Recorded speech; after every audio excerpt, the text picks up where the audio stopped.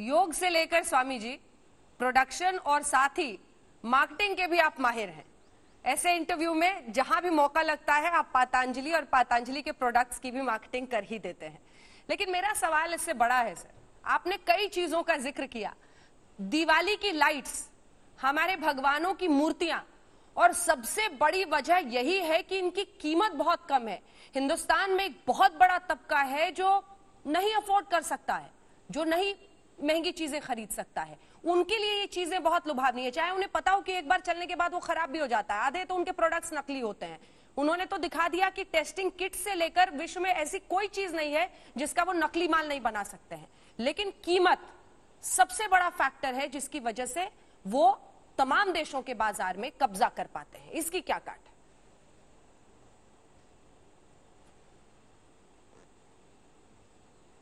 देखो, पहली बात तो अंजना जी आपने कही कि मैं स्वदेशी का ब्रांड एम्बेसडर हूं, तो मैं तो कहता हूं पतंजलि नहीं, भारत में टाटा, बिरला, अडानी, अंबानी से लेकर के झंडू, वैद्यनाथ, डाबर से लेकर के अब इन लोगों को स्वदेशी कहने में शर्म आती थी।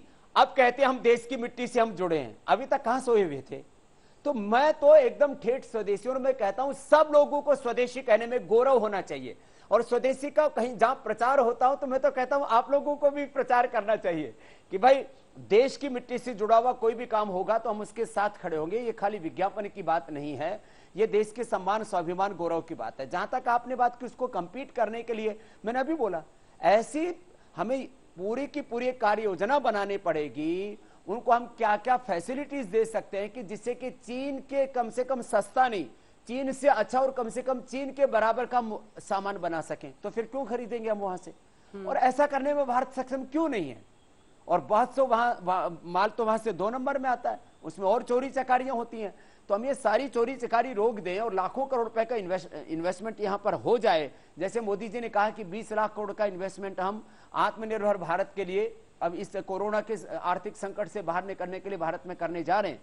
तो हमें इस तरह की फैसिलिटी देनी चाहिए और पूरे वर्ल्ड में भारत की सामान हम दे सके। एक मैन्युफैक्चरिंग हब बनाने के लिए टैक्सेशन के स्तर पर, फैसिलिटीज के स्तर पर जो हम बेहतर दे सकते हैं इस पूरे के पूरे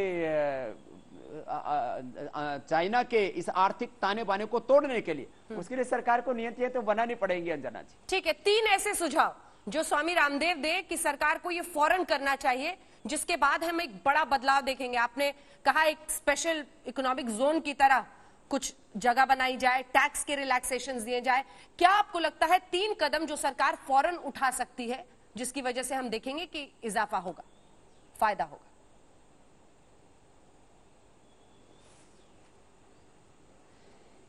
एक तो स्पेशल इकोनॉमिक जोन बोलो या स्पेशल वो फैसिलिटी बोलो, चाइना को लक्षित करके जो भी चीन सामान बना रहा है उन सामानों को भारत में कहीं पर भी बनाया जाए। उसके लिए एक जगह पर कोई जोन बनाने की जरूरत नहीं।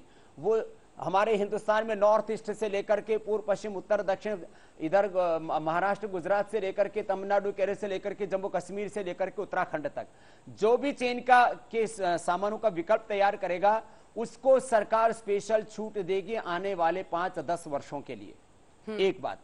दूसरी बात, भारत सरकार को उन चाइना के से जो भी इंपोर्ट हो रहा है उसको जो है निरुत्साहित करने के लिए उसके ऊपर ज्यादा से ज्यादा जो भी टैक्स ठोक सकते हैं। हम हजारों करोड़ रुपए के स्टील से, छोटी छोटी सामान, प्लास्टिक से लेकर, स्टील से लेकर, खिलौने से लेकर, तो जो भी उसके ऊपर ऐसी ड्यूटी लगानी चाहिए, इंपोर्ट ड्यूटी इतनी बढ़ा देनी चाहिए कि वहां से लोग माल लाने में निरुत्साहित हों।